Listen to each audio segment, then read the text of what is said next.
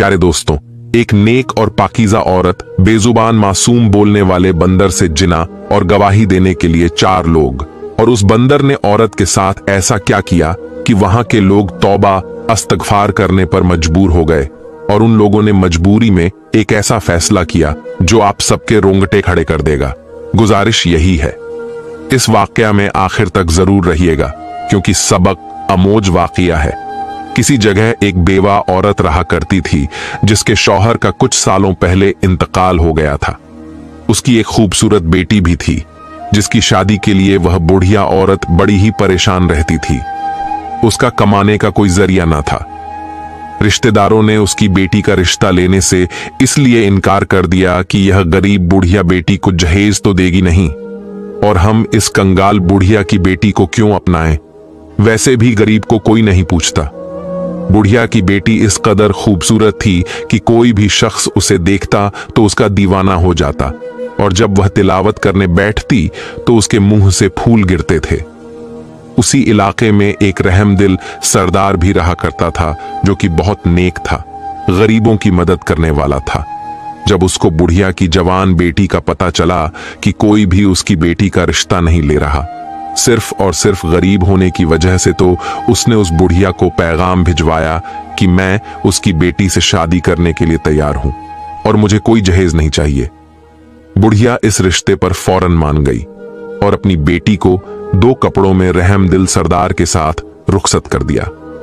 शादी को कुछ दिन गुजरे तो वह बुढ़िया इंतकाल कर गई। उस सरदार का भी आगे पीछे कोई ना था, सिर्फ बीवी ही उसका सहारा थी। अब शादी को काफी अरसा गुजर चुका था, लेकिन सरदार की कोई औलाद ना हुई थी। उसी गम को लेकर सरदार की तबीयत भी कुछ ठीक नहीं रहती थी। वह बीमार रहता था।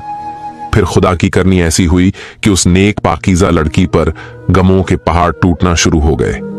एक दिन ऐसा आया कि वह सरदार भी दुनिया से चला गया और वह औरत अकेली रह गई। वह औरत यूं तो हाफिज़े कुरान थी, पर्दे की सख्ती से पाबंदी करती थी और हर वक्त अल्लाह की याद में मसरूफ रहती। उसका शौहर उस इलाके का रहमदिल सरदार होने की वजह से उस औरत की भी नेक नामी के चर्चे जगह जगह मौजूद थे, सब जानते थे। वह औरत बहुत पाकीज़ा ख्यालात की मालिक है और एक अच्छे इंसान की बीवी है, यहां तक कि इबादत गुजार भी है। लोग उस औरत की दुआएं लेने दूर दूर से आते थे। जो भी उन लोगों के मसाइल होते वह औरत हल कर दिया करती थी, इसीलिए लोग उसकी इज्जत करते थे। शौहर के होते हुए तो कभी किसी ने उस पर तोहमत नहीं लगाई, ना ही उंगली उठाई, बल्कि जो बुरे आदमी थे वह भी उसकी तरफ आंख उठाकर देख नहीं सकते थे, क्योंकि वह औरत बहुत खूबसूरत भी थी और जवान भी थी। बदकिस्मती से उसकी कोई औलाद नहीं थी। ना सर पर किसी मर्द का साया था, यानी शौहर भी नहीं था, और उसके माँ बाप भी मौजूद नहीं थे, ना कोई भाई था। खूबसूरत बेवा औरत अपने घर में अकेली रहा करती थी। औरत जानती थी अब वह तन्हा है, शौहर का साया उसके सर पर नहीं। अब लोग उस पर इल्जाम भी लगाएंगे, उसका जीना दुश्वार भी कर देंगे, उस पर मुश्किलात के पहाड़ भी टूटेंगे। लेकिन वह अल्लाह ताला की जात पर तवक्कुल रखती थी। सबसे बड़ी बात यह थी कि वह जिस जगह रहा करती थी वहां पर एक बहुत अमीर आदमी था, जिसने उस औरत को जब पहली बार देखा तो उसका दिल उस पर आ गया। उस लड़की के शौहर के होते हुए उसने ना ही कभी गंदी नजर से देखा और ना ही उसमें इतनी हिम्मत और जुर्रत थी, क्योंकि वह घर से बाहर नहीं निकलती थी। लेकिन हालात बदले तो उसे अपने कामों की वजह से घर से बाहर निकलना पड़ा। यह उसकी मजबूरी थी, क्योंकि वह मेहनत भी करती थी और अल्लाह ताला की इबादत भी करती। दिन में रोजा रखती, रात में लंबे लंबे सजदे किया करती। उसका दिल बहुत नरम था और वह हर किसी की मदद किया करती। लेकिन अब तो उसको बहुत संभल संभल कर चलना पड़ रहा था। एक बार तूफानी बारिश हो रही थी। गली बाजारों में बहुत कीचड़ था, जिसने दलदल की शक्ल इख्तियार कर ली थी। उस कीचड़ में एक छोटा सा बंदर का बच्चा गिरा हुआ था, जो कि दलदल में धंसता चला जा रहा था। वह जल्दी से उस छोटे से बंदर के पास आई। उसकी टांग जख्मी हो चुकी थी। उस औरत ने जल्दी से उस दलदल में से उस बंदर के बच्चे को निकाला और उस बंदर को अपने घर ले आई। जल्दी से उसे नहला धुलाकर उसकी सारी मट्टी साफ की और उसकी मरहम पट्टी की और उसे अपने घर में रख लिया। वह सोच चुकी थी कि मैं इसे पालूंगी और इसे कहीं नहीं जाने दूंगी। एक बेजुबान जानवर से उसको प्यार हो गया था जो उसके साथ ही रहता था और वह उसकी नमाज के कमरे में नहीं जाया करता था, बस दूर बैठे औरत की तिलावत को सुनकर झूमता रहता था। उस बेवा जवान औरत की जिंदगी में कोई खुशी नहीं थी, लेकिन अब उसकी जिंदगी में खुशी ही खुशी थी। औरत जब भी अपने घर का कोई काम करने लगती तो वह बंदर भाग भाग कर औरत को चीजें पकड़ाता और उसकी काम में हेल्प भी करता था। वह बिल्कुल उसके बच्चों की तरह उसके साथ रहने लगा था। उस बंदर को किसी ने आज तक नहीं देखा था। बचपन से लेकर अब तक वह अंदर ही रहता, बाहर नहीं आता था। वह बंदर अब बड़ा हो रहा था और अपनी मालकिन के साथ घुल मिल गया था, क्योंकि वह नेक औरत उसका बहुत ख्याल रखती थी। उस बंदर के होते हुए उसको कभी किसी किस्म का डर नहीं होता था। उसने उसे सिर्फ शौक के लिए थोड़ी पाला था। वह उसके दुख सुख का भी साथी था।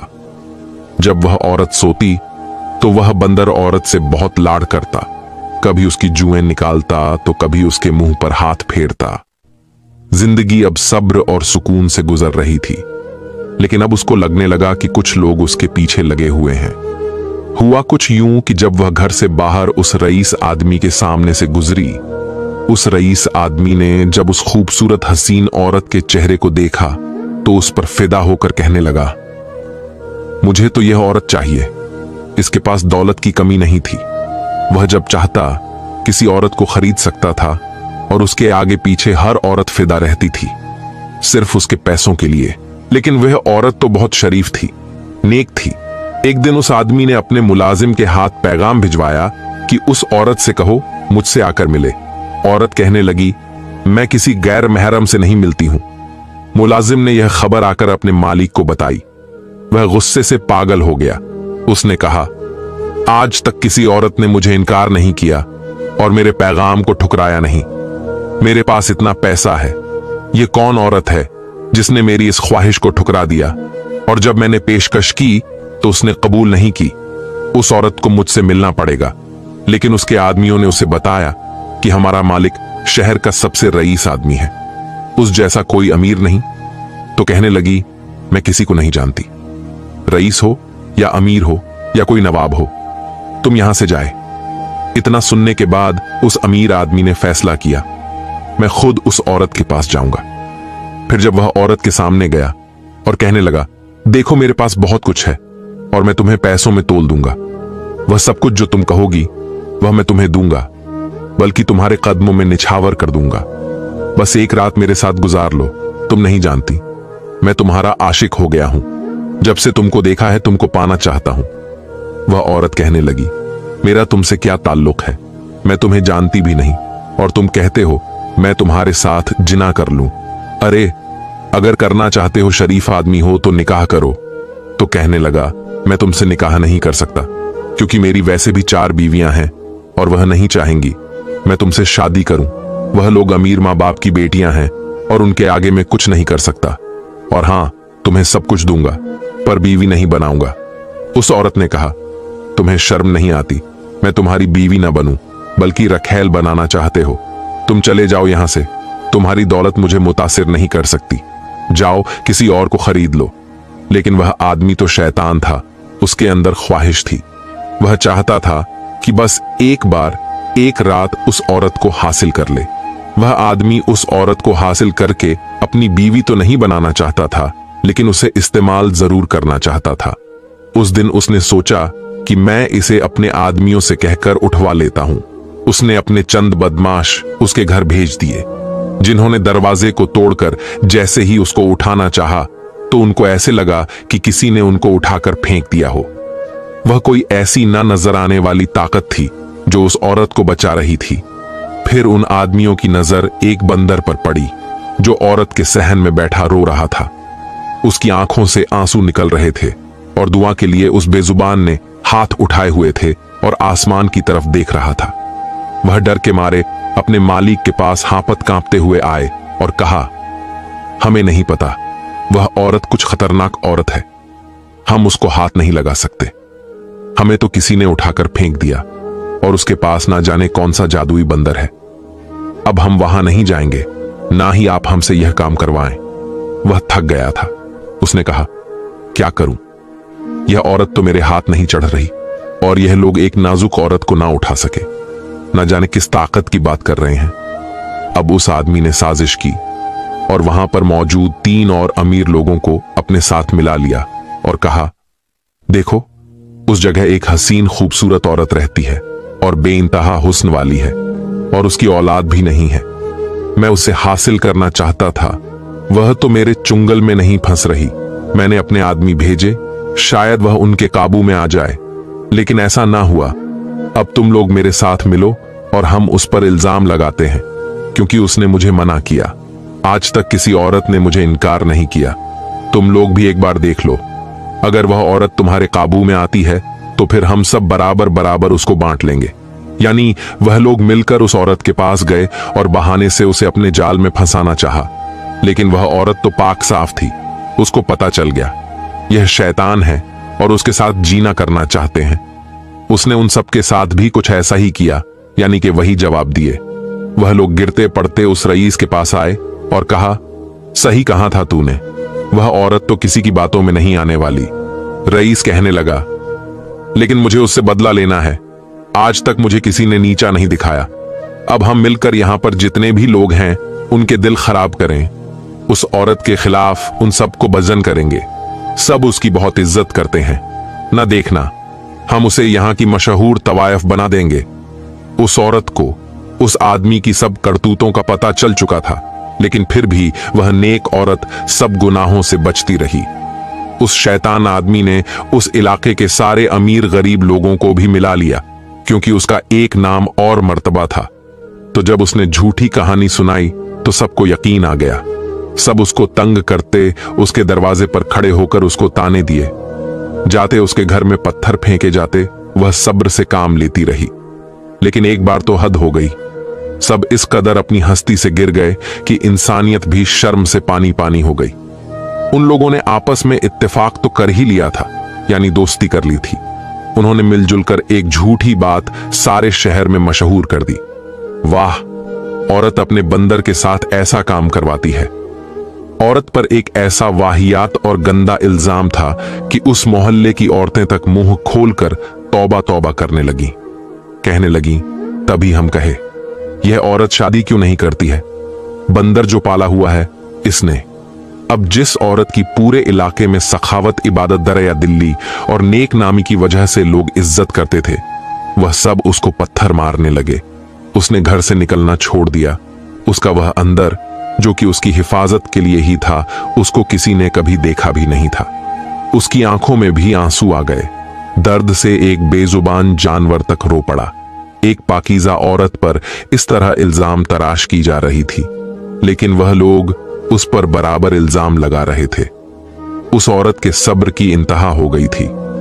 उसने एक दिन अल्लाह ताला से दुआ की, या अल्लाह रब्बे करीम, मैंने हमेशा सब्र किया, तेरी शुक्रगुजार बंदी बनी रही, और मैंने कभी तेरी नाफरमानी भी नहीं की, लेकिन तू मुझे माफ कर दे। मुझसे कौन सा ऐसा गुनाह हो गया कि बंदर के साथ मेरी रफाकत बताई जा रही है? यह काम तो मैंने एक इंसानियत के तहत किया था, जो तेरी मखलूक है, जिसको तूने पैदा किया है। उस पर मैंने रहम खाकर उसे अपने घर पर रखा, अपने बच्चों की तरह उसे पाला, उसकी परवरिश की। आज उसके साथ मुझ पर इल्जाम लगाया जा रहा है कि मैं जिनाकारी कर रही हूं। या अल्लाह किसी ऐसे इंसान को भेज दे जो कि सही इंसाफ कर सके। ऐ मेरे परवरदिगार, तू मेरे किरदार की गवाही ऐसे दिलवा कि सारी दुनिया देखे। सारी रात वह दुआ मांगती रही, और वह बेजुबान बंदर भी औरत के पास बैठा हाथ उठाकर दुआ मांग रहा था। फिर अल्लाह की जात ने उनकी दुआ को कबूल किया। अब यहां पर वह चारों बदकार आदमी, जो कि उस औरत को नीचा दिखाने के लिए हर मुमकिन हद तक कोशिश कर चुके थे, उन्होंने पूरे मोहल्ले को मिला लिया और कहा, सुना है कि यहां पर कोई काजी है जो कि सही फैसले करता है। किसी ने कहा, हां, यहां एक बहुत बड़े अल्लाह वाले रहते हैं जो कि नेक बंदे हैं और इंसाफ भी करते हैं। लोगों के पास जो भी परेशानियां हो सब उनके पास ही जाते हैं। तो वह रईस बोला, फिर तो वह मेरी बात भी सुनेंगे। चलो चलते हैं, देखते हैं वह हमारे लिए क्या फैसला करेंगे। उसके 3 साथी कहने लगे, हम तो कहते हैं उस औरत को भी साथ ले चलो। तो वह कहने लगा, नहीं, पहले हम उनको सारी सूरत हाल बताएंगे, फिर वह जो फैसला करेंगे वही होगा, और मुझे उम्मीद है हमारे हक में ही फैसला होगा और हम उस औरत को शहर से बाहर निकलवाने में कामयाब हो जाएंगे। अब उसी शाम को वह चारों खबीस रई आदमी पूरे मोहल्ले के साथ अल्लाह वाले काजी के दरबार में पहुंचे और पूरी कहानी सुना दी। यह औरत एक जीनाकार औरत, और उसने आदमी तो दूर एक बेजुबान जानवर तक को नहीं छोड़ा, इंसान तो क्या उसने बंदर तक को नहीं बख्शा। हम चाहते हैं हमारे मोहल्ले से निकाल दी जाए, उसको पत्थर मारे जाए, जलील किया जाए, उसको लहू लहान कर दिया जाए। ऐसी औरत की सजा सिर्फ पत्थर ही पत्थर है, क्योंकि उस औरत की वजह से हमारी बेटियों पर बुरा असर पड़ रहा है। अल्लाह वाले, जो कि अल्लाह के इतने नेक और प्यारे बंदे थे, उन्होंने कहा, यह जरूर झूठ बोल रहे हैं, दाल में कुछ काला है, पहले मुझे खातून को बुलाना पड़ेगा, उससे मिलना पड़ेगा। आपने अपने एक आदमी को हुक्म दिया, जाओ उस औरत को बुलाकर लाओ। आल्हा वाले का आदमी खातून के पास पहुंचा और पैगाम दिया, पूरे शहर के काजी अल्लाह वाले तुम्हें बुला रहे हैं। वह साहिबे इल्म है, उनको एक बेहद कीमती फैसला करना है। वह कहने लगी, मुझे क्यों बुलाया जा रहा है? वह कहने लगा, मुझे नहीं पता, आपको काजीए वक्त ने बुलाया है और उनके हुक्म को कोई नहीं टाल सकता, आपको मेरे साथ चलना पड़ेगा। औरत तैयार हो गई और उस आदमी के साथ काजी के दरबार में पहुंची। यह बात वह आदमी नहीं जानते थे। काजी साहब ने औरत को एक अलग जगह बुलाकर कहा कि मुझे बताओ बीबी कि तुमने जिना किया है, वह भी एक बंदर के साथ। औरत यह सुनकर तड़प उठी कि बंदर के साथ उस पर यह इतना घटिया इल्जाम लगाया जा रहा था। उसको बहुत दुख हुआ। उसने कहा, आप तो खुद अल्लाह के नेक बंदे हैं, साहिबे इल्म है, आपको पता चल जाएगा और इंसाफ कीजिएगा, क्योंकि अल्लाह ताला इंसाफ पसंद लोगों को पसंद करता है। काजी साहब समझ गए कि वह औरत सच कह रही है। अब वापस दरबार में आए और हुक्म दिया कि उन चारों को अलग अलग कर दो। हम हर एक आदमी से अलग अलग पूछेंगे, फिर उन चारों की गवाही लेंगे। आपने सबसे पहले उस आदमी को बुलवाया जो कि वही रईस आदमी था। उसको अपने पास बुलाकर आपने उसे पूछा कि बंदर से उस औरत ने जिना किया है, तो उस बंदर को तूने जरूर देखा होगा। आदमी बोला, जी हां। फिर उसने बोलना शुरू किया कि वह सिया रंग का है, यानी उसका रंग काला है। अल्लाह वाले ने कहा, अच्छा ठीक है। फिर दूसरे आदमी को तन्हा बुलाया गया, उससे भी यही सवाल किया गया। कुछ देर सोचकर उसने खुद ही कह दिया, सुर्ख यानी गहरा लाल रंग है। तीसरे को अल्लाह वाले ने बुलाया, उससे पूछा, तुम जिस औरत को जीनाकार कहते हो और कहते हो कि वह जानी है, जरा बताओ तो वह बंदर किस रंग का है? वह कहने लगा, मैं ना पहचानूं तो और कौन पहचानेगा। उसको उसका रंग खाकी है, यानी जमीन के रंग से मिलता जुलता है। अल्लाह वाले काजी ने आखिरी आदमी को भी बुला लिया और उससे भी वही सवाल किया, तो वह आदमी जल्दी से बोला, मैं तो अंधेरे में भी उसको पहचान सकता हूं, उसके रंग को मैं बखूबी जानता हूं, उसका रंग सफेद है। अब अल्लाह वाले ने उस औरत को दरबार में उनके सामने हाजिर किया, तो वह आदमी हैरान रह गए कि यह कब से आ गई। उसके साथ उसका बंदर भी मौजूद था और बंदर का रंग न सफेद था, न लाल था, न काला था, न खाकी था, बल्कि उसको अल्लाह पाक ने सारे रंग मिला जुला कर दिए थे। यानी कहीं से वह लाल था, कहीं से वह काला था, कहीं से खाकी था और कहीं पर सफेद था। अल्लाह वाले गुस्सा में आ गए। उन्होंने कहा, अगर तुम लोग सच बताते, झूठा इल्जाम नहीं लगाते, तो तुमको सजा नहीं दी जाती। वह चारों कहने लगे, हम सच ही कह रहे हैं, आप हमारी बात को माने। लोग हमारी बात पर यकीन करते हैं, लेकिन आप हमारी बात पर यकीन क्यों नहीं करते? आप भी तो बेटियों वाले हो, क्या आप नहीं जानते उन गंदी बातों की वजह से हमारे बच्चों पर क्या असर पड़ेगा? इसलिए हम प्यार से तुझे बोल रहे हैं कि तुम काजी हो, सबके फैसले सुनाते हो, हमारा भी इंसाफ करो।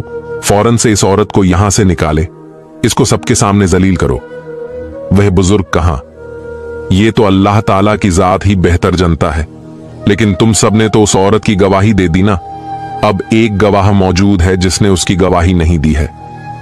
वह रईस आदमी मुस्कुराहट के साथ कहने लगा, अच्छा उस औरत की गवाही देने के लिए कौन नया आदमी पैदा हो गया? हम सब तो मिलकर उसको कह रहे हैं, और यह सच है। अल्लाह वाले ने कहा, नहीं, आदमी या इंसान नहीं, बल्कि जानवर है। जानवर उस औरत की गवाही देगा। वहां पर लोग खड़े हक्का बक्का रह गए और अल्लाह वाले से पूछने लगे, यह जानवर बोल सकता है? और क्या तुम पागल वागल हो गए हो? कभी सुना है जानवर भी बोलते हैं? लगता है इस औरत का जादू आप पर भी चल चुका है। ये भला बंदर कैसे बोलेगा? आपने कहा इस बंदर से उसकी गवाही ली जाएगी। तुम कहते हो ये बोल नहीं सकता। अब देखो, अल्लाह के हुक्म से यह बोलेगा। आपने अल्लाह का नाम लेकर उस बंदर से कहा कि तू अपनी मालिक का नमक खा चुका है। उसने तुझे उस वक्त उस जगह से उठाया जब तू दलदल में फंस चुका था। अगर वह तुझको वहां से नहीं निकालती तो तू जिंदा नहीं बच पाता। तुझको उस वक्त का वास्ता, क्योंकि तुम जानवर तो अपने मालिक का एहसान मानते हो और इंसानों से ज्यादा वफादार होते हो। यहां के इंसान तो बेहया हो गए हैं, लेकिन तुम तो फरमाबरदार हो ना। गवाही दो अपनी मालकिन के लिए। यह औरत कितनी पाक साफ है। अगर यह गुनाहगार है तो भी बता दो इन सब के सामने। अब यह खबर बाकी दूर दूर के गांव में भी जंगल की आग की तरह फैल चुकी थी और लोग दूर दूर से उस औरत का इंसाफ देखने के लिए आ गए थे। अल्लाह के हुक्म से वह बंदर बोलने लगा। उसने कहा, यह औरत तो बहुत ही पाकीज़ा औरत है। अल्लाह ताला ने उसको बहुत आला दर्जा दिया है। ये कमाल की परहेजगार औरत है। उसकी तन्हाई भी पाक है और यह तन्हाई में सिर्फ और सिर्फ इबादत करती है। और मैं उसकी इबादत से इतना मुतासिर हुआ और अब मुझे भी बहुत सारी इबादत आने लगी है। उस औरत ने मुश्किल वक्त में मेरा इतना साथ दिया, मैं जिंदगी भर भूल नहीं सकता हूं। और जब यह आदमी रात की तन्हाई में उस पाकीज़ा औरत की इज्जत को तार तार करने के लिए आते थे तो मैं रो रो कर गिड़गिड़ा कर अल्लाह की जात के आगे दुआ मांगता था कि अल्लाह पाक, इस औरत की हिफाजत फरमा, तू मेरी मदद फरमा। दुआ के असर से ना जाने कौन सी ऐसी ताकत थी जो इन लोगों को दीवार फलाग नहीं देती थी। इसलिए यह लोग अपने खिलौने काम में कामयाब ना हो सके और इस पाकीज़ा औरत पर इल्जाम लगा दिया। अल्लाह वाले ने फैसला कर दिया कि इस नेक औरत पर एक तोहमत इल्जाम है और इसके साथ झूठ बोला गया। किसी पाकीज़ा बा किरदार औरत के साथ ऐसी घटिया बात का इल्जाम लगाना, लोगों को मजबूर करना कि इस औरत को तकलीफ पहुंचाए। जिस शख्स ने यह काम किया वह जहन्नम है। अल्लाह ताला उसको कभी माफ नहीं करेगा। अब यह फैसला आखिरी है कि इन चारों को, इसलिए यह लोग अपने खिलौने काम में कामयाब ना हो सके और इस पाकीज़ा औरत पर इल्जाम लगा दिया। अल्लाह वाले ने फैसला कर दिया कि इस नेक औरत पर एक तोहमत इल्जाम है और इसके साथ झूठ बोला गया। किसी पाकीज़ा बा किरदार औरत के साथ ऐसी घटिया बात का इल्जाम लगाना, लोगों को मजबूर करना कि इस औरत को तकलीफ पहुंचाए। जिस शख्स ने यह काम किया वह जहन्नम है। अल्लाह ताला उसको कभी माफ नहीं करेगा। अब यह फैसला आखिरी है कि इन चारों को पूरे बीच बाजार मुंह काला करके घुमाया जाए कि आज के बाद कोई ऐसी हरकत ना करे। एक पाक औरत पर ऐसी तोहमत लगाने पे 100 बार सोचें। और वह औरत जारो कतार रो रही थी। अल्लाह ताला ने किस तरह उसको बचाया, किस तरह उसकी इज्जत की हिफाजत की। वह बंदर भी उसके साथ ही रो रहा था। अब वह चारों अभी तक गए नहीं थे। उन्होंने कहा, ऐ अल्लाह के नेक बंदे, हमें माफ कर दें, हमसे गुनाह हो गया। यह हमारी बहन है, हमने उसको बहुत बुरा कहा, हमें माफ कर दें, हम आइंदा उसको कुछ नहीं कहेंगे। अल्लाह वाले ने कहा, अब तुम्हारा फैसला हो चुका है और इस दरबार में जो फैसला होता है वह अटल फैसला होता है। तुम्हारी माफी नहीं। तुमने इस औरत के साथ बहुत बुरा किया और जो भी शख्स किसी मजलूम पर जानबूझकर घटिया इल्जाम लगाता है उसकी यही सजा बनती है। फिर वहां के सब लोगों ने मिलकर उन आदमियों को संसार कर दिया और बाकी लोगों ने भी वहां खड़े खड़े तौबा की और उस शहर में अमन व अमान कायम हो गया। प्यारे दोस्तों, इस कहानी से हमें यही सीखने को मिला कि किसी पर बगैर सोचे समझे इल्जाम लगाना बहुत बुरी बात है और यह बात अल्लाह रब्बुल इज्जत की बारगाह में भी पसंद नहीं की जाती और इसकी गुनाह भी बहुत बड़ा है। और प्यारे दोस्तों, अगर आपको वाकया अच्छा लगा है तो सबसे पहले वीडियो को अपने फैमिली, दोस्तों, रिश्तेदारों में शेयर जरूर करें, क्योंकि उन्हें भी इबरत और सबक हासिल होगा। और चैनल को सब्सक्राइब करके कमेंट बॉक्स में अल्लाहू अकबर जरूर लिखिएगा। शुक्रिया।